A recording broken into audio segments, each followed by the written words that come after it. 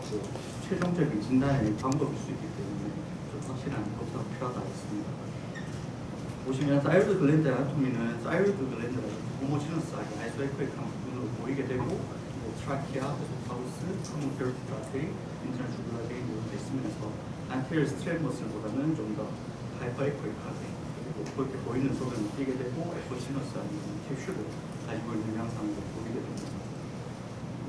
경부 정중앙의 쇄골에 1에서 3cm, 3부 정도의 갑상선이 위치하고 있고 이제 그 웨이트는 25에서 30g 정도로 측정이 되고 이 아티리얼 서플라이가 슈퍼리얼 사이로이드 아테리에서 인피리얼 사이로이드 아테리에서 기원하기 때문에 혈류가 들어가는 부분이 꼭 결절로 보일 수 있습니다. 그래서 반드시 도플러를 통해 가지고 그런 부분에 대한 특히 캡슐 근처에 있는 결절이 의심되는 부분에서는 반드시 도플러를 통해서 확인할 필요가 있고 왜 슈퍼리얼 미들 사이로이드 베인이 데모스트레이션을 통해서 합니다. 그래서 초음파 검사로 볼 수 있는 봐야 되는 부분들은 갑상선의 위치나 크기, 경계, 모양, 에코 발생도, 에코 구조 이런 것들에 대해서 갑상선 전체적으로 평가를 하게 되고 이상 소견이 있다면 병변의 특징이라든지 위치, 개수, 경계, 크기, 에코 발생도, 에코 구조 등에 대해서 평가하게 됩니다.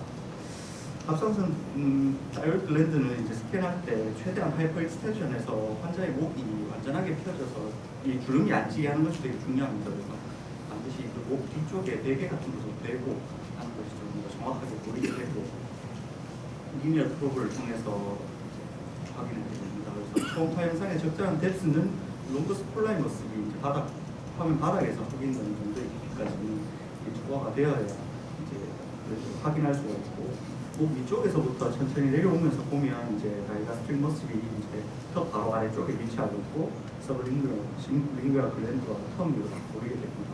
그래서 좀 더 하부로 내려오게 되면 이제 하이웨드 본이 이렇게 인버티드 U쉐입으로 보이게 됩니다.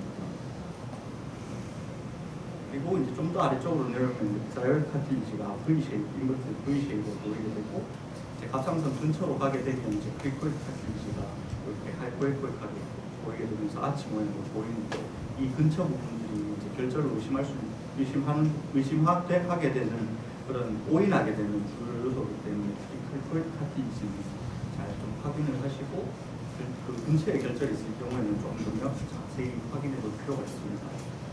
그래서 이 보시면 전체적인 그 에코가 균질한 갑상선 에코 소변이 보이고 스트레머스보다는 약간 하이성과 비슷한 에코를 보이면 이제 갑상선이 정상적인 이제 호모지너스나 아이소에코익 그런 형태를 보인다 이렇게 얘기를 할 수 있고 이렇게 에코제닉한 캡슐이 둘러싸고 있는 이 전체적인 이렇게 균질하게 보이는 에코 소변이 갑상선 정상 에코다라는 걸 확인해 두시면 나중에 그레이브스병이나 하시모토 갑상선염 같은 갑상선 자가 면역 질환들이 있을 때 이제 비교를 할 수 있고 또 혈액 검사를 통해서 좀 더 정확하게 확인할 수 있으니까 이 에코에 대해서 확실하게 봐주시면 좋을 것 같습니다. 초음파 스캔 순서는 이제 목턱 아래에서부터 내려오면서 이 순서를 이제 확인하게 되고 이제 이후에는 우측으로 가게 되면 우측 라이트 트랜스버스 스캔을 이쪽에서부터 아래쪽으로 내려오면서 하게 됩니다. 그래서 라이트 어퍼 미드 로어 쪽으로 가고 위에 세지털 스캔은 다시 안쪽으로 가면서 전체적으로 이제 갑상선을 한번 확인하게 되고 그 과정을 이제 한 번 더 스무스 레프트 쪽으로 가서 전체적인 확인을 하게 됩니다. 그래서 결절이라든지 병변에 대해서 전체적인 구조에 대해서 확인을 하고 나면 도플러를 통해서 갑상선의 혈류에 대해서 확인을 하시고 그리고 림프노드를 레벨 1, 6, 7는 거의 잘 확인하기는 힘들고요. 6까지는 전체적으로 확인을 하면서 보게 됩니다. 그래서 갑상선 사이로이드 글랜드 스캔을 할 때는 갑상선의 비례 여부를 확인하는 것이 중요한데 보통 이제 이 전체적인 그 볼륨이라든지 이런 것들이 다 나오지만 저는 간단하게 여기에서 이제 그 데피니스를 16mm 이상 그 환자분에 따라서 이제 그 목이 좀 두껍거나 이제 그 남자분들 같은 경우에는 20mm 이상 좀 더 크게 보이게 되면 고이터가 있다 이렇게 말씀을 드리고 혁부 같은 경우에는 8mm 이상이면 이 갑상선 비대가 있다 이렇게 말씀을 드리고 있습니다. 교회 갑상선의 부피라든지 실질 에코의 변화라든지 혈류의 증가 여부들을 초기에 이제 결절 외의 부분에서 확인해야 되는 부분이 되겠습니다. 그래서 이 표준 영상이라는 걸 이제 그 갑상선이 그 급여가 되고 나서부터 이제 표준 영상의 범위를 나누게 하도록 되어 있는데 이게 이제 가장 기본적인 갑상선의 전체적인 스캔에 대한 내용이 담겨 있어서 이걸 말씀드리겠습니다. 모든 영상에서는 이제 경부의 해부학적 위치를 표시하도록 되어 있고, 병변에 없는 경우에는 뒤에서 설명을 드릴 거고, 병변이 있는 경우에 이렇게 영상을 남기도록 되어 있습니다. 그래서 병변이 없는 경우에는 갑상선 이쪽부터 아래쪽 내려오면서 협곡행 스캔을 먼저 촬영을 하고, 그 외에 우엽 중부의 행 스캔, 그리고 우엽 중앙부의 중 스캔을 촬영을 하고, 그 외에 이제 좌엽 중부, 좌엽 중앙부 중 스캔을 촬영을 하고, 중심경부를 구자기 레벨 6쪽으로 촬영을 하게 되고, 그 이후에 이제 우측 경부 구자과 좌측 경부 구자를 촬영하게 되면 이게 가장 그 갑상선 초음파의 표준 영상의 기본 영상이 되겠습니다. 그리고 병변이 있을 경우에는 이제 저희가 이제 그 병변 부위의 수직 단면 영상을 남기게 되고, 그리고 이제 그 사이즈를 같이 크기 측정을 포함해서 하게 되고, 병변 부위 스캔과 스캔 필요하다면 도플러까지 남기게 되겠습니다. 경부 진단 초음파는 마찬가지로 이제 경부의 해부학적 위치를 남기면서 병변이 없는 경우에는 이제 뒤쪽에서 말씀을 드릴 거고, 병변이 있는 경우에는 앞에서 말씀드린 대로 수직 단계 단면 영상을 촬영하게 되어 있습니다. 그래서 저희가 보면 이 림프노드도 이제 간과 같이 구획을 나누어가지고 저희가 그 어느 위치에 있다는 걸 서로 간에 이제 소통을 하기 위해 가지고 이렇게 정해놓았습니다. 그래서 턱 아래쪽 부분을 이제 레벨 1으로 생각하시면 되겠고, 그 바깥쪽 부분, 그러니까 로우 보드와 하이로드 본의 로우 보드까지 있는 부분을 레벨 2입니다. 그 외에 이제 이쪽 포스테리어 가운데 서브만디블 레벨 뒤쪽으로는 레벨 2가 되겠습니다. 그리고 그 크리콜 카틸리제로 마진까지가 레벨 3입니다. 그 외에 이제 레벨 4가 되고, 이쪽 SCM 버스를 그 바깥쪽 마진으로 해가지고 그 바깥쪽으로 가게 되면 레벨 5A, 5B로 이렇게 나뉘어 표시하게 되고, 이제 중심경부 레벨 6로 나뉘고 있습니다. 그런 식으로 나뉘어서 저희가 우측 야성행 스캔, 박하성행 스캔, 야성행 스캔, 박하성행 스캔 이렇게 양쪽 네 군데를 찍고, 그리고 다시 이제 우측 경부 리프절, 좌측 경부 리프절 이렇게 나뉘어가지고 이 부분을 촬영하게 되어 있습니다. 추후에 다시 말씀드리겠습니다. K-TARS 시스템을 결국은 이제 그 갑상선 영상의학과에서 제시하고 나서부터 그 이슈가 돼서 계속 이 부분을 사용하게 되어 있는데, 이 세 가지를 기억해 두시면 제일 좋을 것 같습니다. 일단은 그 결절의 에코제니시티가 어떤지, 특히 하이포에코익한 부분들은 좀 중요하게 봐주시면 좋을 것 같고, 펑테이트 에코제닉 포사라고 하는 마이크로 칼시피케이션이 있거나 폴로드 와이드 패턴이거나 마진이 불균질한 결절들은 반드시 좀 더 주의해서 봐야 되겠다 하는 부분들, 세 가지를 기억해 두시고, 이 외에는 표를 보시면서 계속 결절을 체크할 때마다 K-타입으로 나누는 습관을 들이시면 나중에 이제 좀 더 결절을 빨리 구분을 내실 수 있을 것 같아요. 결절이 많을 경우에 특히 그렇습니다. 그래서 이 뒤에 부분은 추후에 이제 결절을 나누는 것을 보면서 말씀드리도록 하겠습니다. 경동맥 초음파는 이제 그 경동맥은 척추 동맥과 더불어서 두경부 쪽에 혈류를 공급하는 중요 혈관입니다. 그래서 반복적인 동사가 가능하고 상대적으로 간편하고 MRI나 CT에 비해 가지고 안전하기 때문에 이제 촬영이 용이한 한 장점이 있지만 초음파의 검사자의 숙련도에 따라 결과의 차이가 있을 수 있습니다. 제가 초음파로 이제 확인하고자, 경동맥 초음파로 확인하고자 하는 부분은 내중막 두께와 굿당 경화관의 여기, 그리고 혈관 내 협착 정도, 이게 가장 이제 중요한 부분이 되겠고, 그 외에 이제 경동맥 관계라든지 다카이스 동맥 같은 경동맥 질환의 다른 원인도 판별 외면 용도로 쓸 수 있습니다. 그래서 제가 보시면 초음파 검사에 가는 범위가 보통 이제 만디블 아래쪽부터 포스테리어 어프로치로 접근하게 되면 조금 더 위쪽까지 제가 확인할 수 있는 거고, 보통 이제 인터널 카로티드 아테리, 인터널 카로티드 아테리, 익스터널 카로티드 아테리 이렇게 있습니다. 이게 익스터널 카로티드 아테리, 인터널 카로티드 아테리, 그리고 이제 그 바깥쪽으로 이 캐로티드 벌브, 커먼 캐로티드 아테리가 이렇게 나오게 되고, 그 초음파 스캔법을 보시면 환자분은 슈파인 포지션에서 라테랄 시팅 포지션으로 이렇게 해서 접근할 수도 있고, 이쪽 머리 위쪽에서 접근할 수도 있는데, 보통 갑상선이나 경부를 같이 촬영하는 경우가 많아서 보통 라테랄 시팅 포지션으로 접근해서 베개 없이 그 반대측으로 이제 고개를 돌린 상태에서 촬영하게 됩니다. 그래서 안테리어나 라테랄 어프로치 같은 경우에는 이제 SCM을 통해 가지고 이제 경동맥을 확인하는 방법이고, 포스테리어 어프로치는 인터넷 주사 베인을 통해 가지고 거쳐 가지고 이제 그 HCM 그 커먼 캐로티드 아테리를 확인하는 방법입니다. 그래서 이거는 포스테리어 어프로치를 하게 되면 아무래도 이 만디블러 앵글 이쪽까지 좀 촬영을 할 수 있기 때문에 조금 더 이쪽에 ICA 쪽을 확인하고 싶으시면 때는 포스테리어 어프로치로 접근하시면 되겠고, 이외에는 그냥 라테럴 어프로치로 접근하시면 되겠습니다. 그래서 그 경동맥 초음파 검사 순서는 위에서부터 트랜스버스 뷰로 커먼 캐로티드 아테리 RCA, BCA를 쭉 찍으시고, 이제 커먼 캐로티드 아테리 롱지튜디널 뷰로 찍고, 그 외에 이제 RCA, BCA를 찍으면서 추후에 마지막에 버테브럴 아테리를 촬영하게 됩니다. 트랜스버스 스캔은 이제 이게 전체적으로 다 우측에 그 경동맥을 촬영하거든요. 바깥쪽으로 RCA가 이렇게 위치하고 있고, BCA가 조금 더 가늘게 위치하고 있습니다. 캐로티드 벌브가 나오도 되고, 프록시마가 길다, 프록시마 CCA가 좀 있고, 디스트 CCA가 이렇게 트랜스버스 스캔으로 이렇게 보이게 되거든요. 롱지튜디널 스캔을 하게 되면 같은 각도에서 이제 그 프로브를 세로로 세운 상태에서 바깥쪽으로 이렇게 돌리면 RCA가 촬영이 되게 되고, 이 안쪽으로 돌리게 되면 이제 그 ECA가 촬영이 되게 됩니다. 그래서 이거는 프로브의 각도를 로테이션, 라테럴 로테이션 하면서 촬영을 할 수가 있고, 커먼 캐로티드 같은 전장을 보고 되고 있습니다. 그래서 롱지튜디널 스캔을 찍으실 때는 전체적으로 베슬월이 이렇게 스킨 표면하고 패러렐하게 보이면서 리얼월과 파워월이 전체적으로 다 잘 보이고, 그리고 혈관 내강이 어넥트하게 보이면서 전장이 다 촬영됐을 때 제대로 촬영이 되었다고 얘기할 수 있습니다. 이 프로브의 각도에 따라 가지고 이쪽 부분이나 이쪽 부분이 정확하게 찍히지 않을 수 있고, 환자가 이제 경동맥이 아주 스트레이트하게 보이면 편안하게 이렇게 찍을 수가 있지만, 좀 톨처스한 환자들 같은 경우에는 좀 각도를 돌리거나 환자의 고개를 로테이션하는 각도를 조금씩 돌려보시면 좀 더 정확하게 찍을 수 있는 촬영 장면이 나오게 됩니다. 결국은 저희가 이제 중요하게 생각하는 게 ECA와 RCA 부분입니다. ECA는 아무래도 이제 표면으로 얼굴 쪽이나 표면 쪽으로 하는 장이기 때문에 좀 더 RCA 쪽이 아무래도 그 혈관에 대한 상태를 확인하는 것이 중요하고, 그게 이제 뇌 쪽이나 중요 장기로 가는 혈관이기 때문에 RCA를 정확하게 구분을 하는 게 중요하고요. RCA 같은 경우에는 그 다이아미터가 크고 이제 뒤쪽 바깥쪽으로 위치하면서 브랜치가 없기 때문에 전체적으로 이렇게 그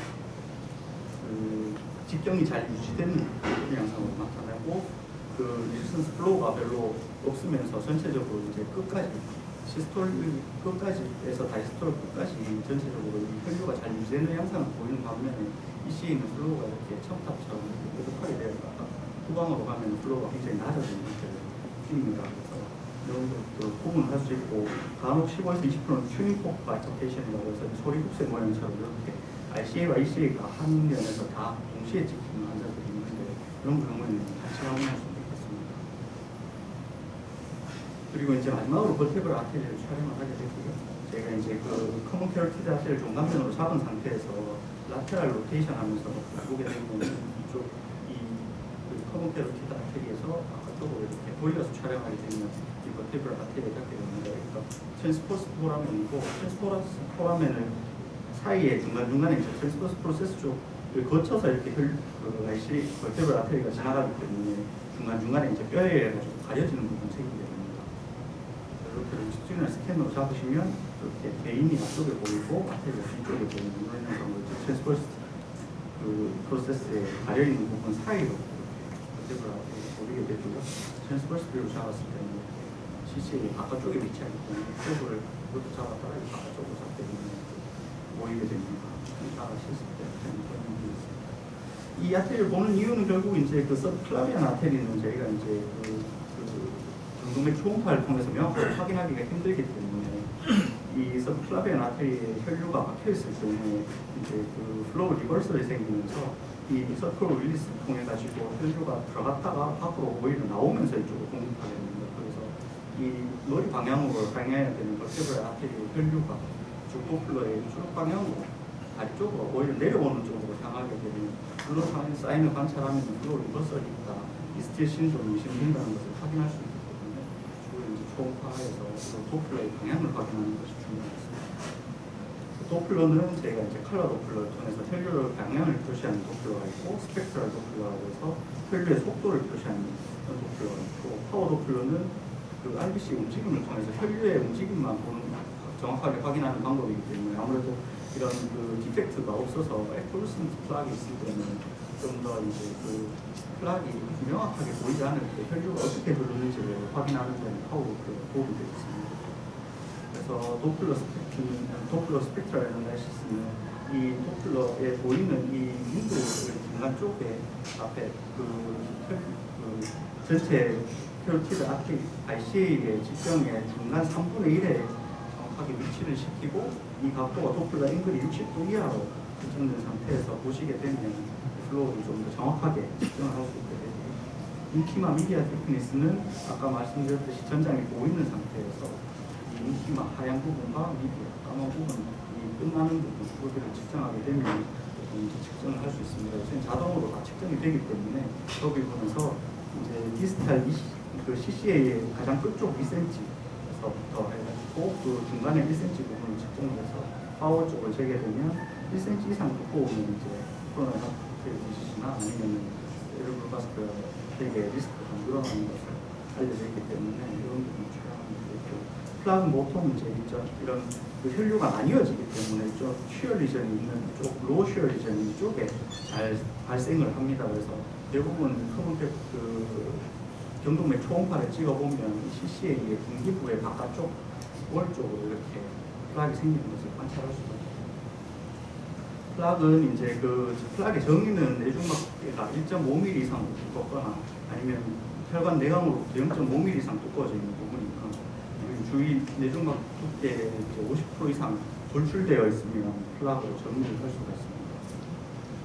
플락도 이제 이런 아이소에코제닉하거나 호모지너스한 아니면은 칼시파이 되어 있는 이런 플락들은 스테이블 플락이라고 해서 크게 걱정을 안 해도 되는 플락에 해당을 하지만, 이렇게 헤테로지너스한 플락이나 아니면 하이퍼에코이하게 중간에 보이는 플락이나 아니면 얼서레이트 되어 있는 이렇게 중간에 디펙트가 있는 이런 플락들을 이제 이게 블러더블 플락이라고 해서 파이버 캡이 얇아서 언제든 문제를 일으킬 수 있는 이런 플락이라고 생각을 하고 좀 더 면밀하게 관찰할 필요가 없습니다. 스테노시스를 확인하는 방법은 이제 그 NASC라고 해서 나셋 방법이 이제 주로 쓰이게 되는데, 이 그 혈관이 직경이 좁아지게 되면 파지티브 리모델링에 의해 가지고 혈관이 이렇게 두꺼워지게 됩니다. 이쪽 부분. 그러면서 이쪽은 저 ESCT 방법으로 재었을 때는 여기에 요 혈관 안쪽에 두꺼워진 혈관 그 자체에서 그 부분에서 바깥쪽과 안쪽을 재고 여기서 좁아진 부분 안쪽을 재기 때문에 아무래도 이제 그 루멘 다이아미터가 이미 늘어나 있는 상태에서 안쪽을 재서 그 협착의 정도가 좀 더 심하게 표시되는 경향이 있고, 반면에 NASCT 방법은 이제 그쪽 혈관이 좁아져 있는 쪽이랑 디스탈 쪽에 ICA의 이쪽 ICA는 혈관 직경 자체가 뒤쪽으로 가도 브랜치가 없어서 잘 유지되기 때문에 그쪽에 정상적인 ICA 부분이랑 비교해서 재게 되면 좀 더 정확하게 표시될 수 있는 걸로 되어 있어서 낫셋 방법을 많이 추천하고 있습니다.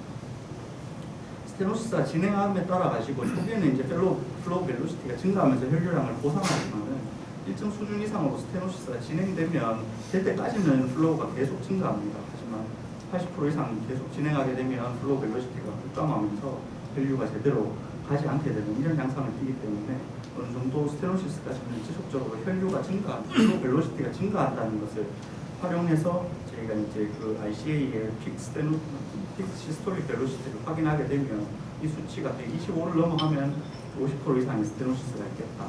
그리고 230을 넘어가게 되면 70% 이상의 스테노시스가 있겠다 하는 것들을 저희가 추정을 할 수 있습니다. 그래서 이런 방법을 이따가 저희가 그 시스템 때 다시 한번 설명드리고 이 부분을 촬영하는 방법을 확인해 경청해 주셔서 감사합니다. 좋은 강의 해주신 김한별 선생님 박수 부탁드립니다. 네, 세 번째 강의 준비하도록 하겠습니다. 토요일 오전 진료하시고 또 오후에 오셔가지고 좀 진료하실 것 같은데 케이스도 없이 지금 서술적으로 지금 스캔만 강의하다 보니까 좀 저도